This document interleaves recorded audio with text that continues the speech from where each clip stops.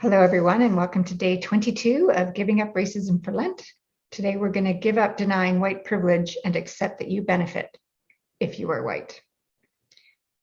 White privilege is the unquestioned and unearned set of advantages, entitlements, benefits, and choices bestowed upon people solely because they have white skin.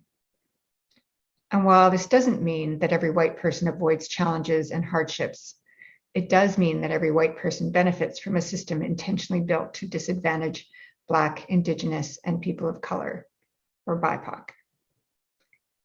It is important to understand that white privilege was intentionally created centuries ago to divide poor whites from poor Blacks, thus keeping white elites in power despite them being massively outnumbered.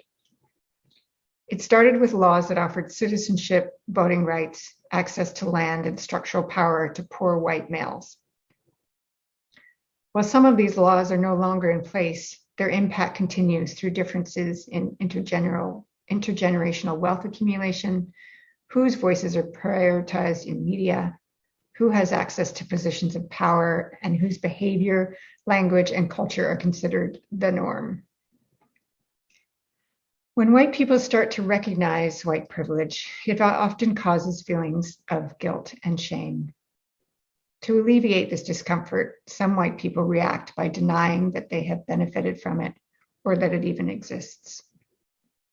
A more helpful and healthy response is to recognize that you, as a white person, did not create this system of privilege, that you benefit from it, and that you have a role to play in dismantling it. So here's your tip. Having white privilege does not make you a bad person, and denying you have it does not make it go away. What you do with it is what counts. So here are some ideas on what you can do to leverage your white privilege.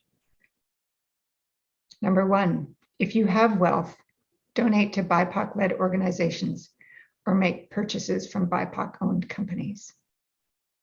If you have a media platform or other ways to influence, share that platform with BIPOC so their voices can be heard as well.